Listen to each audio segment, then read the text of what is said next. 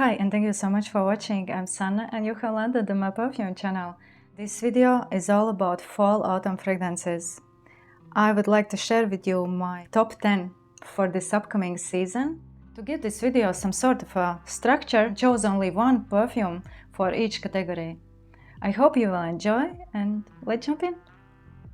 Honestly, it was kind of hard for me to choose only one vanilla-scented perfume, but I made my choice and it's Elborn by Carner Barcelona. Not basic, not mainstream, a very aromatic vanilla with honey, heliotrope, benzoins and angelica. The angelica here adds unique twist. It adds this aromatic herbal greenness here. In the opening you are met with some woozy accord as well. I think it adds that extra depth and extra warmth to Elborn, and in the dry down it turns into a very ambery vanilla with sandalwood. Elborn feels really cozy, enveloping, a hug in a bottle. Nice projection.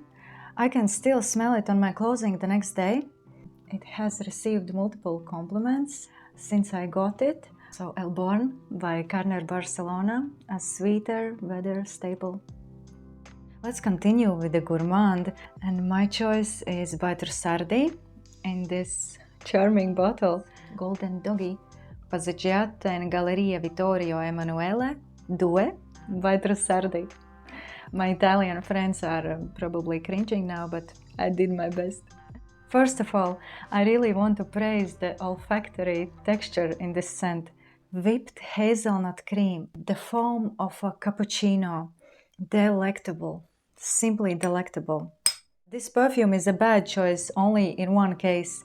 If you're on a diet, you don't want to overconsume sweets, because this really makes my mouth water, and at this moment I really crave Nutella. To me it's a warm Nutella, cinnamon, white florals, roasted hazelnuts. Very nutty, delicious smelling. One of the best gourmands in my collection. Also a bit woody, warm, spicy, and turns slightly powdery in the very dry down. Now it's the perfect weather for this perfume. If you love the scent of roasted hazelnuts, if you have the same cravings of Nutella like I do, definitely check this one out.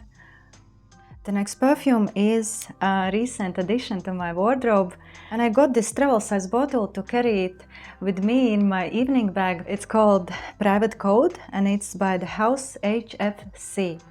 I have tested multiple scents from them already, and I think they spark curiosity and they are definitely worth sampling. So Private Code. This to me is an evening and special occasion scent. Very deep, rich, multi-layered, a very sexy one. Categorized as amber vanilla, it's a rich plum with ooey gooey dates, a dose of leather, amber, resins, and a touch of oud. The oud feels very smooth here, so if you're not the biggest fan of oud, don't hesitate trying this one. Very charismatic and somewhat unusual. So Private Code by HFC, a beautiful, indulgent scent for fall-autumn season. I think now is the time to take out your meditative vibe scents as well, and the perfume that I could call meditative, evocative, Basilica by Milano Fragranze. Zen mode in a bottle. A blend of very aromatic herbs, thyme, rosemary, incense and milk. So imagine this unusual combination, but it somehow works. The brand has described Basilica as incense and candlelight adorned in aromatic freshness. Perfectly said. Definitely worth checking out, especially if you love unusual niche scents with evocative, transportative character. So Basilica by Milano Fragranze. Another mood-changing perfume that I have been reaching for lately is Soleil de Jeddah by Stephane Humbert Lucas. I would call it a masterpiece. Feels as if the time stops when you're smelling Soleil de Jeddah.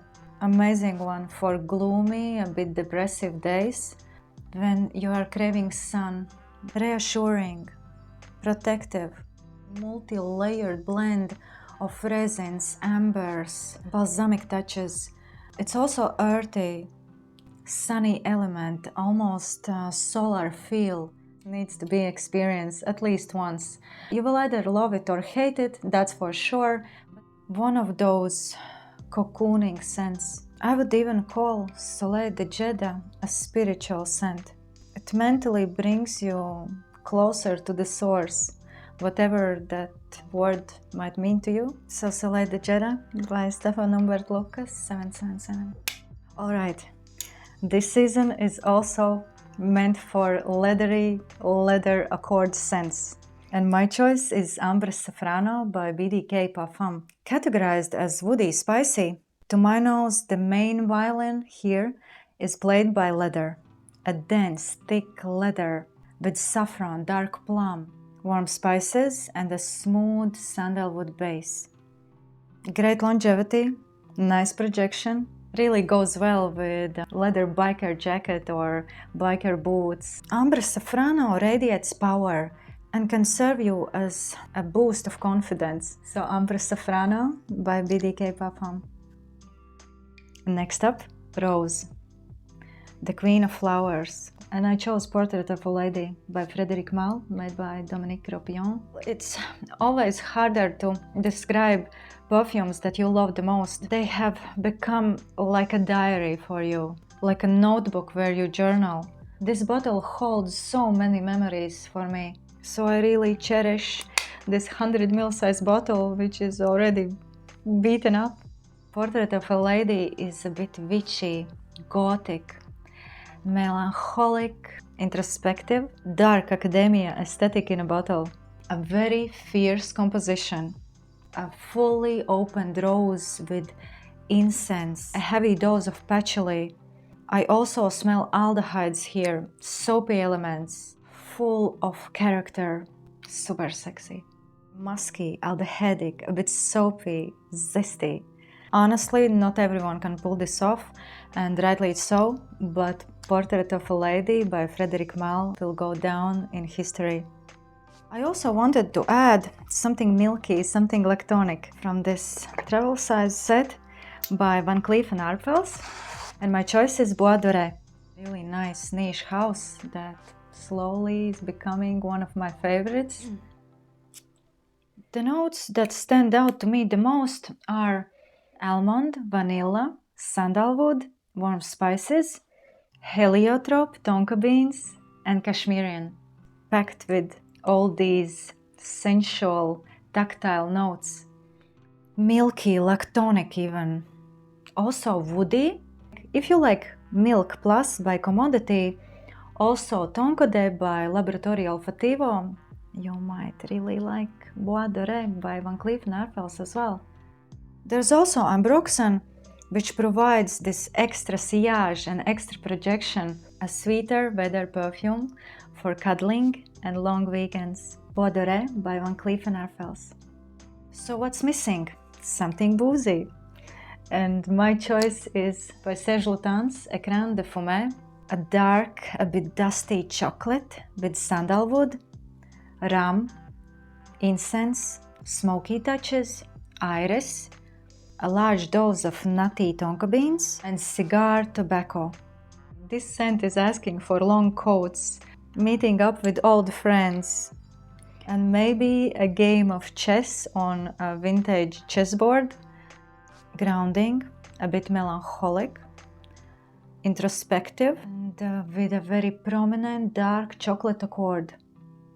It's a boozy one, take that into consideration, but I feel it's definitely worth sampling. So Serge Lutens, Ecrin de Fumee. And last but not least, if you're looking for something special, unusual, very fierce, for a pretty affordable price, check out L'Interdit Rouge by Givanchy. It's a tuberose-centered perfume, but I can see it being palatable even for those who are not the biggest friends with tuberose. The tuberose here feels bubblegummy, creamy, tuberose with very juicy dark berries. I get grape, I get dark cherry here. I also think they added sandalwood here. It feels smooth, balmy. Hands down, one of the most complimented fragrances in my current collection. Also, the name is quite fitting because it makes me think of the red flag being waved in front of a bull. Drama in a bottle.